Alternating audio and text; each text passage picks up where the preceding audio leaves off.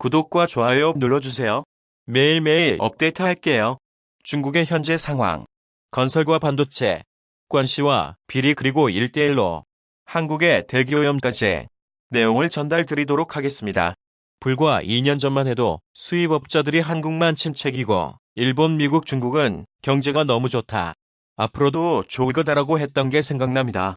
미중 무역 여파로 인하여 중국의 경제가 전처럼 좋다고 하지 않습니다. 중국은 엄청난 부채로 엄청난 물량과 가격으로 모든 상품군을 흡수해 왔습니다. 가정용품, 소형 전자제품부터 LCD까지 그냥 모조리 흡수해버립니다. 이익은 나중에 놔도 됩니다. 중국 정부에서 국영기업은 적자가 나도 다 메꿔줍니다. 1대1로가 성공적으로 되었고 모든 상품의 시장을 선점한 후라면 그때부터 수익 구조를 조정했을지도 모르죠. 중국은 매년 천문학적인 돈을 들여서 성장률을 지탱하고 사람이 살지도 않는 그런 곳에 대도시를 건설합니다. 최근에 1대1로에 대한 이슈도 있지만 건설에 대한 이야기를 해보자면 분양이 되든 사람이 들어오든 안 들어오든 성장률만 바라보고 계속 건설을 하는 겁니다. 건설할 때 들어갔던 부채는 연장하고 미분양 후에도 더 많은 부채를 가지고 가면 당장은 문제가 없기 때문입니다. 추가적인 대출은 간시로 해결하면 됩니다. 처음 의도와는 달리 어차피 사람이 들어와 살지 않을 아파트, 대충 자재 빼고 삥땅 치고 횡령해도 건설만 하면 되는 겁니다. 이런 이야기가 있습니다. 건설사 직원들이 너도 나도 다 삥땅 치고 해먹는데 정직했던 아무개씨는 횡령도 안 하고 정직하게 일 열심히 하고 월급 좀 더 달라고 대표에게 가서 이야기했다고 합니다. 그러자 대표가 너도 해먹었잖아 크크. 어디서 약을 팔어 꺼져. 라며 욕했다고 하네요. 해먹어야 되는 게 정상이 돼버린 현실이죠. 대나무를 뼈대로 아파트를 짓는 이유가 있는 겁니다. 이미 해먹은 놈들은 뭐 미안한 마음도 별로 없을 겁니다. 혼자 해먹은 게 아니고 우리가 해먹은 거니까요. 외롭지 않겠죠. 중국은 클래스가 대륙이라 반도체 한다고 200조 풀었는데 일부는 아마 여러 사람 주머니에 들어갔다는지도 모릅니다. 예전에 중국 공산당의 어느 권력가가 4조 이상 해먹었다고 하죠. 중국은 인구는 많아도 내수는 별로 없습니다.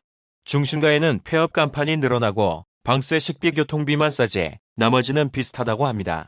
근데 제 경험으로는 식비는 그렇게 안 쌌던 것 같습니다. 상하이로 그랬나 모르겠지만 대형 건물의 손님이 손에 셀 정도로 있었던 것 같습니다. 이러면 안 망하나 싶을 정도로 말이죠.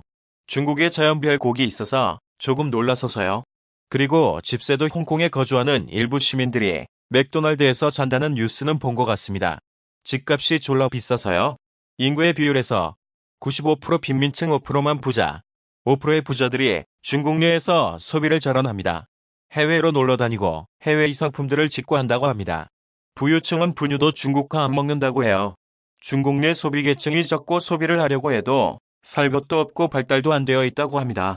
내륙 지방에 가면 불황이 아주 심각하다고 합니다.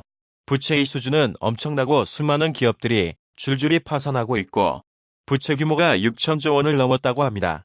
디폴드 될지도 모른다고 합니다. 중국은 1대1로로 중국을 중심으로 한 그림을 그리고 있었습니다. 1대1로 사업에 참여했던 93개국 중 대부분이 문제가 심각하다고 합니다. 참여국 중 구제금융을 신청하는 나라가 많은데 미국에서 1대1로 사업한 나라들에게는 IMF에 돈 빌려주지 말라고 했죠. 미국이 제시하는 방법은 금융 개방하고 국영기업, 민영기업 전환하고 중국 내 규제 없애는 건데 아마 쉽게 따르지는 않을 겁니다. 한국도 일본도 금융 개방으로 고통을 겪었지만 중국도 겪게 될 것 같다는 생각이 듭니다. 한국은 일찍 겪어서 다행이네요. 중국 내 해외 기업에 대한 차별로 인하여 여러 해외 기업들도 짐 싸서 많이 떠나고 있습니다. 그리고 보조금도 중국 내 기업들 국영기업만 지원해주고 있죠. 해외 기업을 떠나니 지역 경제가 무너집니다. 근데 이미 늦은 것 같습니다. 중국 말고도 미네랄과 가스는 많기 때문입니다. 마지막으로 대기오염. 브레이크 없이 중국의 건설과 유례없는 성장과 동시에 유례없는 사상 최악의 대기오염. 그 피해는 한국에까지 미칩니다. 처음에는 황사로 미세먼지에서 초미세먼지로 중국발 미세먼지로 고통받는 대한민국. 거대해준 중국의 눈치를 보며 말을 아끼고 있습니다. 이제와 따져보지만 너무나 뻔뻔한 중국 반응. 한국은 중국 탓 그만해라. 우리는 미세먼지 40% 해결했다 했지만 현실은 금년 1월 중국 북부 39개 도시 전년 1월 대비 16% 상승. 마지막으로 구독과 좋아요 눌러주세요.